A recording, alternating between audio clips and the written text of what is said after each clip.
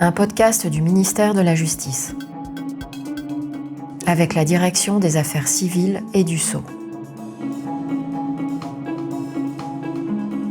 La réforme des nullités en droit des sociétés.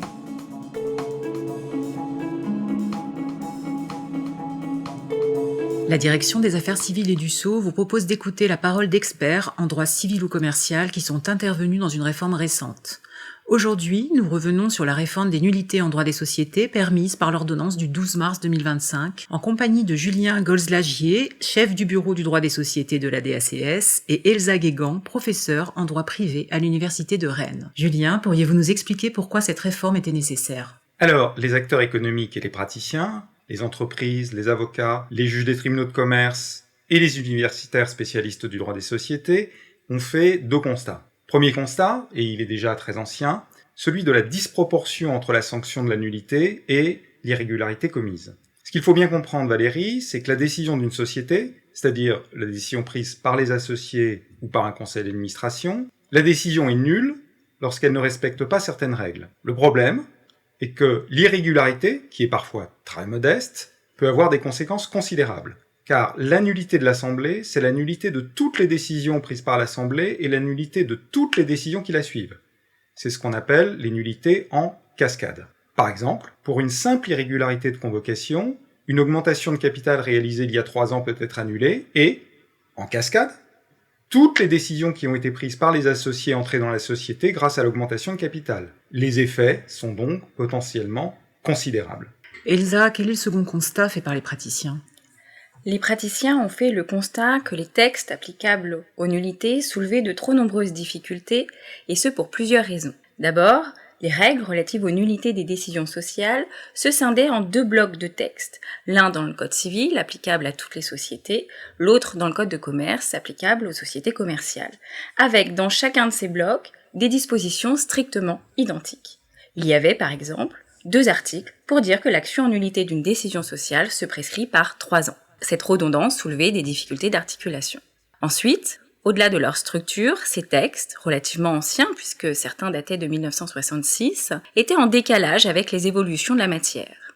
Un exemple, les textes n'envisageaient pas le cas de la violation des statuts de la société comme cause de nullité. Or, avec l'introduction de la SAS et l'importance accrue des règles statutaires pour le fonctionnement de la société, le silence des textes sur cette question était source de difficultés.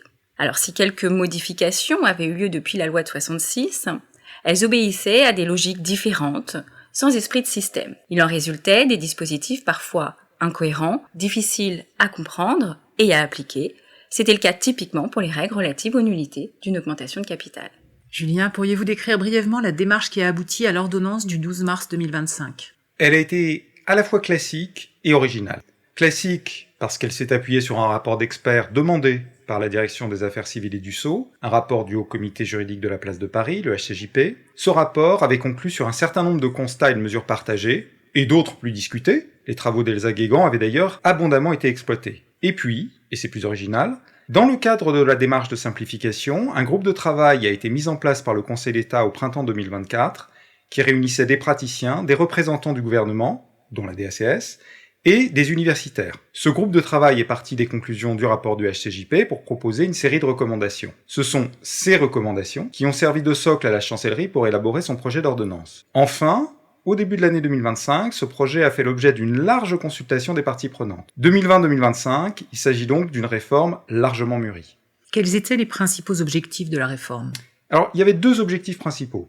Le premier objectif était celui de la clarification du droit. Cette clarification a été réalisée par l'inscription dans le Code civil d'un droit commun des nullités qui est désormais applicable à toutes les sociétés. Le second objectif était celui de la sécurisation des décisions sociales. Sécuriser les décisions sociales, c'est 1. Limiter le nombre de nullités prononcées et 2. Limiter les risques des nullités en cascade. Pour limiter le nombre des nullités prononcées, l'ordonnance impose au juge de vérifier que la demande en nullité satisfait 3 conditions cumulatives. Un triple test. Si la demande ne passe pas le triple test, la nullité sera écartée. On passe donc d'un système où la nullité est la sanction quasi automatique d'une irrégularité à un système où la nullité n'est prononcée que si elle est prévue pour protéger celui qui la demande et si elle n'a pas d'effet trop grave pour la société.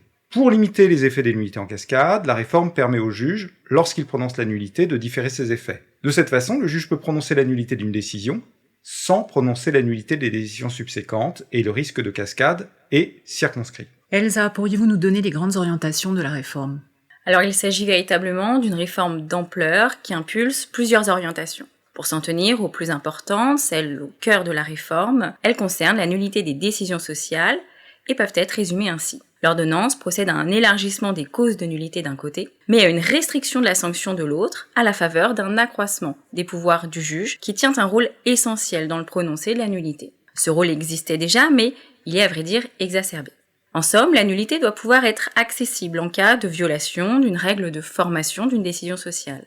Mais la nullité ne doit pas pouvoir être dévoyée de sa finalité pour devenir un prétexte à la mésentente. Il revient donc au juge de s'assurer de l'utilité de la sanction, ce qui justifie l'une des principales innovations de la réforme, à savoir le triple test. Concrètement, quelles sont désormais les causes de nullité ? Alors, la violation de toute disposition impérative de droit des sociétés devient cause de nullité. Et la règle ainsi énoncée est plus simple. La violation des statuts est expressément exclue des causes de nullité des décisions sociales, avec une règle particulière et inédite pour les SAS, c'est-à-dire la possibilité de prévoir dans les statuts de la société que les règles qu'ils fixent sont sanctionnées par la nullité. Cet élargissement a pour contrepartie une restriction de la sanction, en particulier du prononcé de la nullité. Pour finir, qu'est-il essentiel de retenir de la réforme des nullités en droit des sociétés qui entre en vigueur en octobre 2025 ? C'est l'introduction d'un triple test. La nullité des décisions sociales ne pourra être prononcée par le juge que si 1. Le demandeur justifie d'un grief, 2.